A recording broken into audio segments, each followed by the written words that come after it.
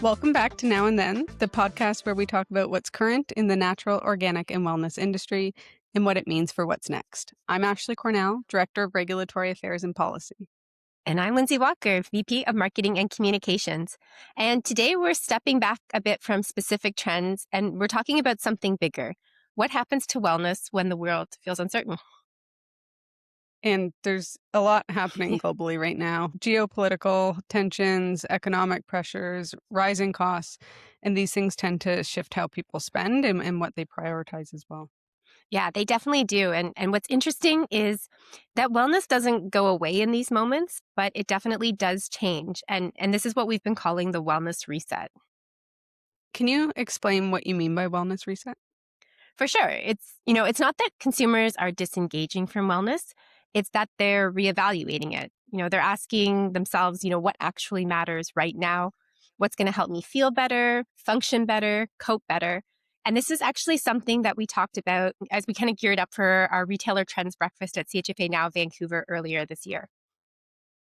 Right. I remember that conversation around kind of building one's resilience really stood out.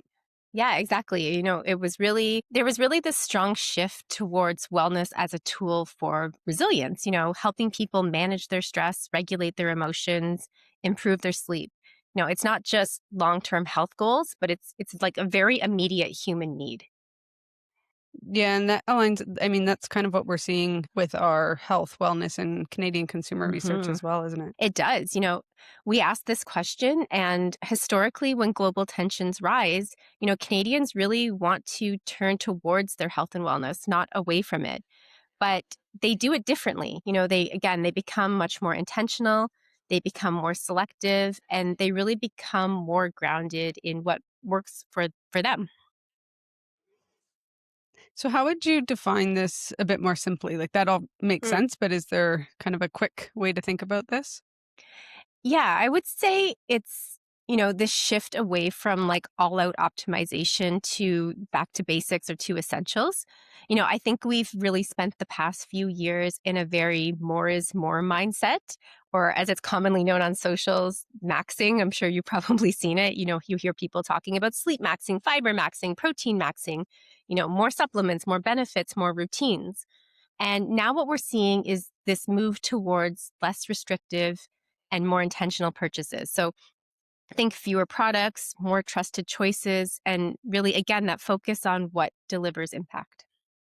Okay, so away from the maximizing and more about, I guess, prioritizing. Yeah, if I was cooler, I'd think of a cool name for it that would go viral on social. But it's not that wellness is being deprioritized, excuse me. I really think it's that it's being pressure tested. Okay, all right. So if we break that down a little bit, what are the biggest shifts you're seeing in how consumers are behaving right now? So I think there's a few important ones. I think first, they're trading off, they're not trading out. So again, people are still spending on wellness, but they're choosing fewer products and they're really asking themselves, if I'm buying this, is it worth it? Will I actually feel the benefit? I think second, value is being redefined. And it's not just about price here. Again, it's about efficacy, it's about longevity, it's about things that provide multifunctionality. So a product that solves multiple needs or becomes part of your daily routine, like something that's easily integrated, is much more compelling than something that isn't. And, you and I talked about this on the last episode. We chatted about format specifically. I said that I'm not a smoothie girl, and so powders aren't really the thing for me. So I think for everyone listening, it's not just about the products that work for you. It's about the products that also work within your lifestyle as well. Okay, I mean that all kind of makes sense, and sounds like it's value is becoming more holistic, really. Yeah, totally. And I mean, we've seen that again in our research. People are thinking about things in a more holistic way. But the third thing that we're also seeing in our research is that trust is tightening. Consumers have less tolerance for vague claims or overpromises, which again, our trend report is coming out, or if anyone joined us at CHFA Now Vancouver, there's a lot of really interesting insight around this right now. I think we're all feeling really overwhelmed by the amount of information that's out there. And so consumers are really leaning into brands and retailers that they already trust and really looking Mm. for clear and credible information. Yeah, that makes sense, and I guess it kind of puts a lot of pressure, to align marketing with regulatory requirements and, that transparency again that we've talked about previously. I'm sure I've said it before. This is why every marketer needs somebody in regulations to keep us honest. But there is a fourth thing as well that I wanted to call out, and it's really that routine is replacing trends. We're seeing less interest in chasing the latest thing. And, I can see this even outside of our industry as well. People again becoming more intentional about the choices they're making, being more conscious of consumerism. And so if I bring it back to our industry, I think we're going to see more focus on sleep, more focus on stress management, gut health, again, getting back to basics and that connection there. And then products that support emotional well being. So, again, really the fundamentals. Yeah, and going back to that resilient piece as well because all Hmm. of those things help with someone's resilience, so Totally. okay, um, so in this environment then, where can are consumers, more cautious? Where are they more selective? And where are they focused on the essentials? Just kinda help us, help the brands that are listening and the retailers continue to attract and retain the consumers. Yeah, for sure. I think again, I'm going to sound like a broken record, but I love the research that we did. It's definitely clarity, not complexity. It's really not the moment for being overly complicated with your messaging or trying to, stack five different benefits into one product story. Consumers really want you to make it clear for them.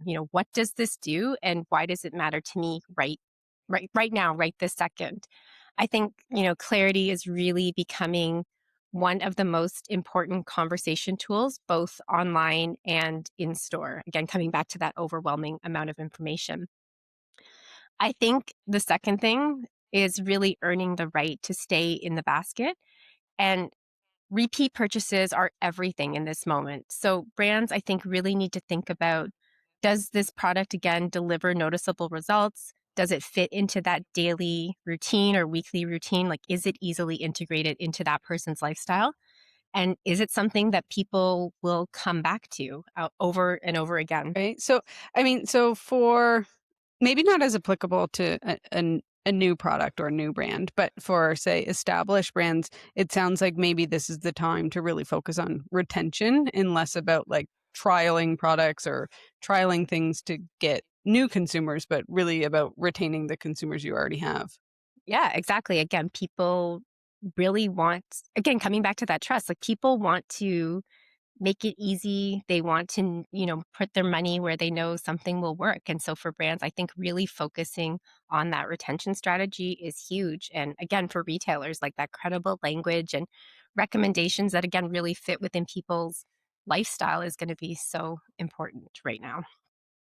And coming back to, the trust, it's really, I think it's really earned at every touch point, or it really should be thought about at Mm. every touch point. So again, like if you're a retailer listening, staff education, product knowledge, the ability to guide someone to that right choice is, I think, incredibly valuable right now.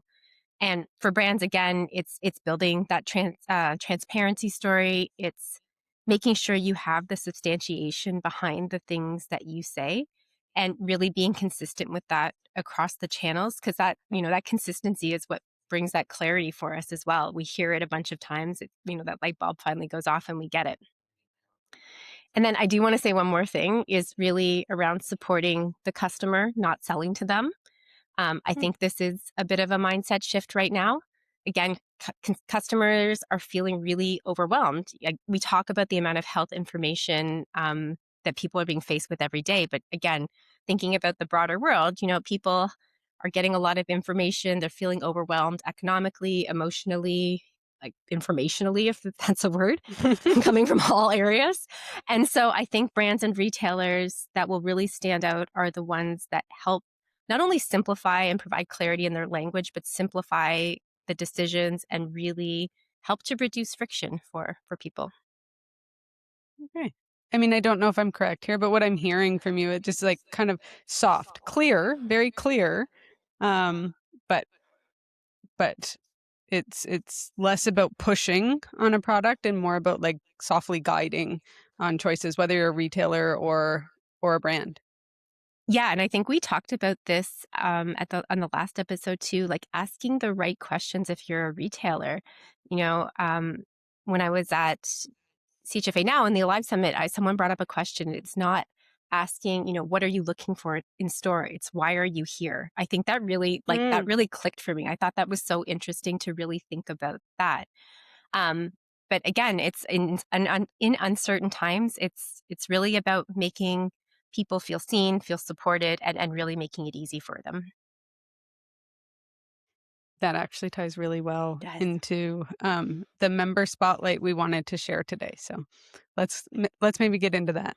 It does.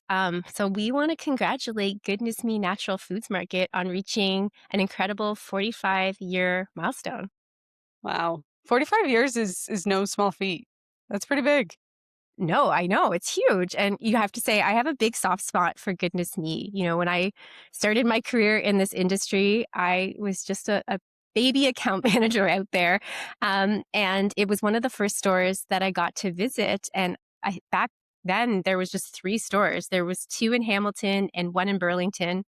But I really had the chance to talk to the team there, like the current team, and they let me know that Goodness Me, it's actually been around since 1981. They have grown from Janet Jacks's personal mission as a leader in our industry, and now they actually have 9 locations across Ontario. But I think what really stands out in the context of today's conversation is their commitment to education. And this is something I can personally attest to. I remember going to their community room in the upper gauge location specifically for so many education sessions. Again, they've been committed that long to it.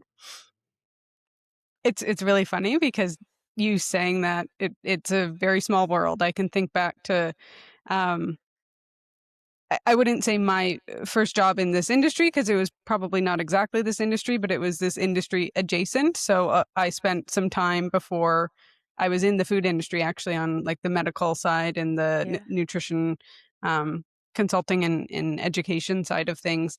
And I actually worked at a medical center in Hamilton, and I would often send patients to the Goodness Me store in downtown Hamilton, with a list of things, and also knowing that, like, even though, like, in a medical setting, we don't always have time to educate, right? Mhm.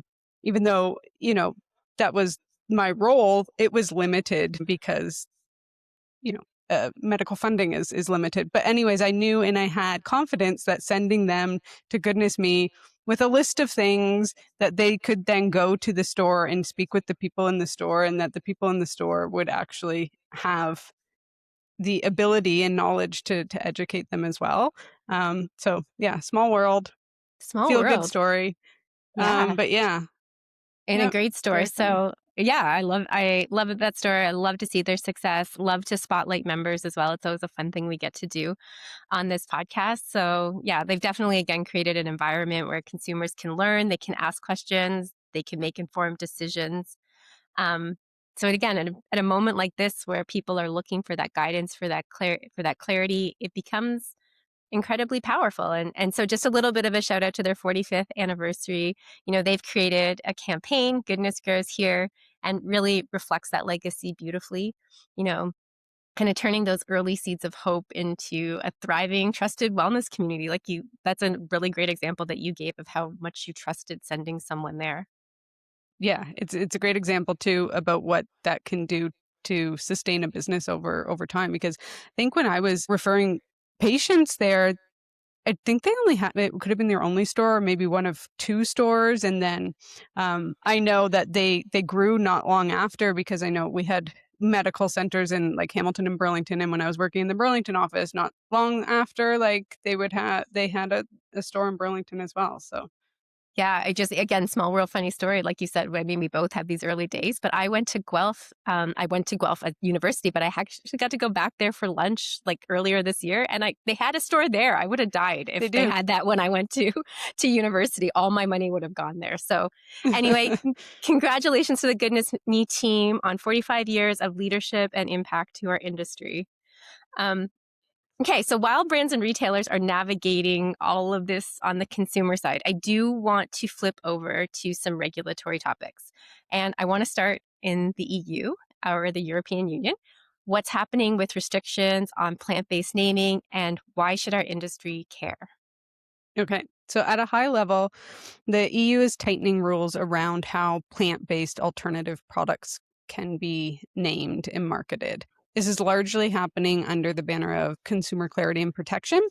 Historically, terms like milk and cheese and yogurt have Hmm. been legally reserved for like the animal product that you think of when you hear Yeah. those words. But, in recent years with plant-based alternatives and everything, there had been use of the terms, but what's happening in the EU is their regulators are reinforcing and in some cases even expanding those restrictions of the use of those terms. So the EU is now moving forward with banning the use of 31 meat related terms. So Wow. things like beef, yeah, Yeah. beef, bacon, chicken, those types of things for plant-based products. It's not in a case where using the term bacon and trying to market it as bacon when it's not. Of course, that is restricted, but just even like using the term at all, like a bacon alternative. So Mm. it's not just about product labeling; it's about the entire language that is being used around positioning the Hmm. plant-based products. We saw a good example of this unfolding in the UK, and it's with a brand that is very recognizable in our industry. They're a big brand. Yeah, for sure. Yeah, they are. So Oatly was using the slogan post milk generation. And even though they weren't calling their product milk directly, courts have ruled that just using the word milk in their advertisement, in fact, I believe it was by saying post milk generation, it's almost saying this isn't milk. Like this is for Hmm. the people that after the generation after the generation that was used to consuming milk all the time. But they banned the use of the word, and courts have ruled that just using the word milk at all in connection with a plant-based product violated the rules. So again, this was very specific to the UK. It's not what we're seeing in Canada right now. I do want to make that Yeah. clear, but it still kind of speaks to the importance of how brands are communicating value and even familiarity with consumers. So, there have been indication in recent years that Canada actually might look at developing labeling policy for plant-based alternatives that's far less restrictive than what we're talking about here. We haven't had anything yet, so these decisions that are happening in the EU and the UK, there's still potential for those to influence what's happening with Canadian policy if these restrictions continue to expand and continue to hold up in court. Yeah, when you told me this example, I thought it was so interesting because, again, we talked about labeling, but this was not necessarily labeling. This was in the tagline and the positioning. So, Hmm. again, coming back to that clarity, it's an interesting one too. Like how consumer expectation versus regulation kind of come together as well. So, I think this is a very interesting one to track the outcome of. Um, okay, so I do want to ask you another question, and we're seeing um, a big shift around grass or generally recognized as safe and that process in the US. So, can you let us know what is changing there? Absolutely. So quickly, GRAS is a US system that allows ingredients to be used in food without, say, a formal FDA approval. So it could be based on scientific evidence. It could even just be based on historical use. So the challenge is right now that some companies can self-affirm the safety of ingredients, And they can do this sometimes without notifying the FDA. Sorry, the FDA. And that's really where we're seeing the scrutiny right now. And it's being driven by expectations of transparency and kind of an increasing demand for clean labels. So, what does this mean for brands specifically? I would say it's a shift to more oversight and accountability. So for brands, that could mean more upfront work, Hmm. stronger stronger data requirements, more disclosures. It could also mean longer timelines to bring new ingredients to market. So I mean, this is a tough one for putting on the CHFA hat because typically we're not in favor of more red tape because it can slow innovation and increase costs for brands.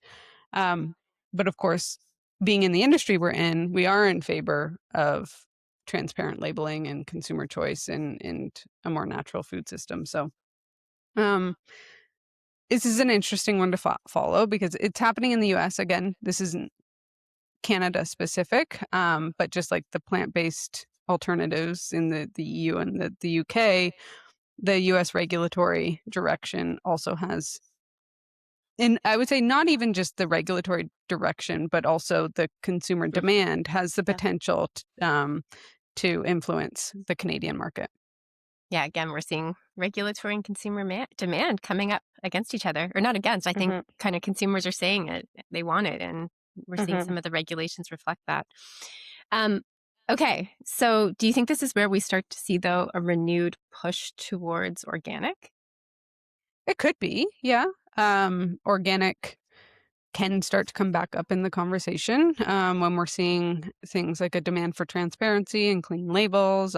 It's part of that conversation because organics already has that standard that it needs to follow. So it stands out for a few reasons. And in Canada, organic products, already have to meet these standards. They follow their Canadian organic regime. So it's a much more immediate trust signal for consumers. And I would say that's why it comes up in the conversation. So instead of consumers needing to understand what grass means or how an ingredient was evaluated, just a quick look at the organic certification symbol Hmm. often simplifies that for consumers, and it signals that like this has been vetted and against a known standard, and um, it also has that kind of clean halo associated with it. So I would say it fits under this broader shift, and as well as the shift back to kind of the basics. Yeah, it's part of the conversation for sure.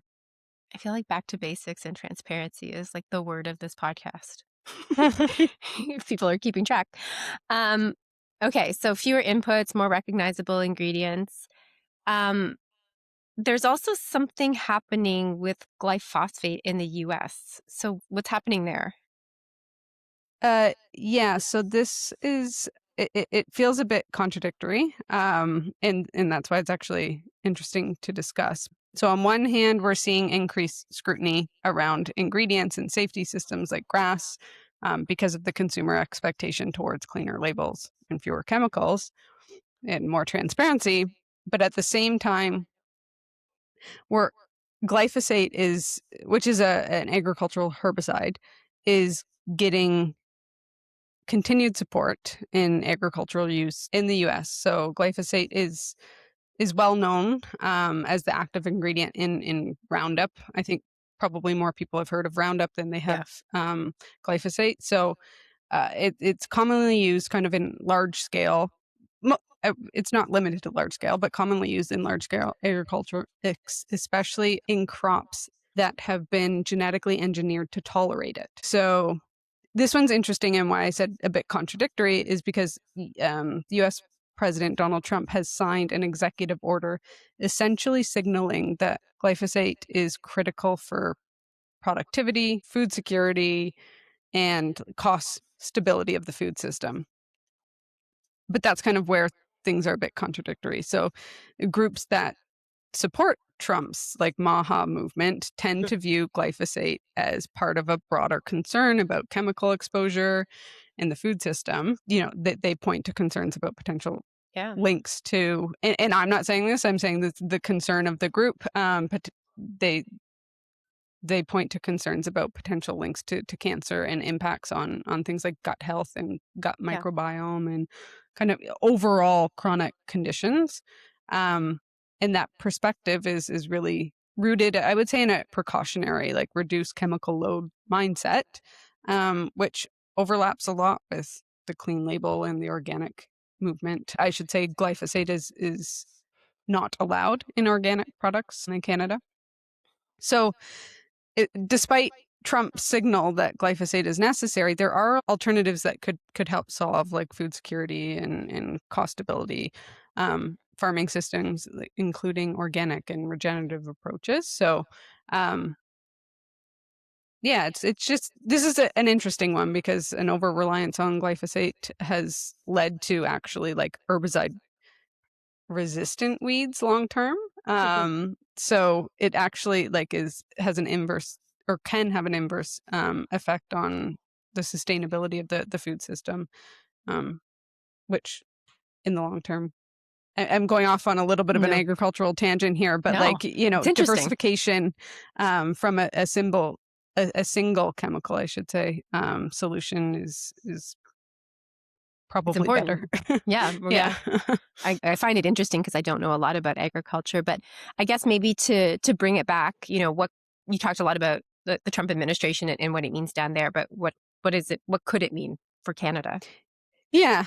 So similar to kind of what we talked about just before, these things can always have a ripple effect here in Canada. So, especially when you're seeing a stronger federal support for glyphosate in the US, whether it is through like a litigation or outcomes or policy signals, it tends to reinforce confidence among those that are advocating for conventional agricultural groups for glyphosate here in Canada. So it could translate to more pro glyphosate advocacy, which would be in direct opposition to like organic advocacy. That's something to keep in mind, especially pointing to alignment with US science and regulatory decisions as Canada tries to align more internationally and reduce red tape and reduce barriers for businesses. Something that we should watch out for. Definitely, and thanks to you, we always do. So we'll keep everyone updated if anything changes on this side. So quickly, I did want to ask you about one. It's not about regulatory, but it's a really interesting signal we've been watching. Shared kitchens improving competition in Canada. So what's the takeaway from that? Okay, yeah, this one comes out of a recent report from the Competition Bureau of Canada. So they looked at how shared kitchens and food hubs can actually strengthen competition in the food sector. So there were a few key findings. Those were that this model of shared kitchens and food hubs can actually reduce barriers for small businesses. So making it easier for new brands in the food sector to either enter or even grow beyond what they're currently at for capacity. So at a high level, shared kitchens are helping lowering the cost and complexity of getting started in the food sector, which opens the door for more startups and emerging brands, which we love to hear, Hmm. and that can also lead to more innovation, which is not just good for our industry, but it's good for Canada. I think more competition on the shelf is good as well. So it's always good to see more brands out there. So even though this isn't like a regulatory, really, it was a report from the Competition Bureau. It's still shaping kind of the market by expanding who gets to compete, and yeah, And it's actually something that we saw similar lines kind of play out in real time just a few days ago as well, correct? yeah, that's right. Yesterday, 2 days ago, um, from the day we're recording this, um, it was on a smaller scale, so it was at the local level in Ottawa, but updates were made to a licensing bylaw to support home-based Mhm. entrepreneurs that prepare low risk foods. So, like breads and cookies, those types of things. So, for a bit of context, the province had recently introduced regulations for this category of businesses, requiring them to follow provincial health requirements. So, the update to the bylaw, like the city bylaw, would now cut red tape for these home-based businesses by exempting them from city licensing requirements. So it's just trying to keep up with making sure that we're not layering on, or Canada isn't layering on at all the different levels, federal, provincial, and municipal, like duplication, Mm. that is causing these businesses burden. So it's great to see. And again, it's really like a theme I feel like we've been talking about, whether now it's on the consumer side or more of the business side. It's really about reducing friction. And so in this case, reducing friction for small operators, making it easier for them, making it cheaper or less inexpensive to start a food business. And like you said, without kind of having to navigate all these multiple layers of permits and costs up front, which, again, it's exactly the kind of barrier that the Competition Bureau Canada has been highlighting. Yeah, exactly. Like the theme and the direction here is the same: lower barriers, which is encouraging more participation. And like you said, we love more local brands. We love more innovation and ultimately competition in the market. I think that's it for this month. But before we go, I do want to give a little shout out to our Ottawa Regulatory Forum, which is coming up so soon. As of this week of us recording, end of March, the conference schedule is up. It looks amazing. 2 really jam-packed days of networking, fun, a lot of great educational content. So if you're curious about going to Ottawa this year and checking out the regulatory forum, definitely visit chfa.ca. I'm so excited to host that event. I'm not hosting it personally, but our team is hosting it again this year. So hopefully we all see you there. Ashley, thanks for all your insights. That was a lot to cover. Yeah, and as always, we'll link everything that we talked about in the show notes. Thanks for listening. And yeah, we'll catch you next time on Now and Then.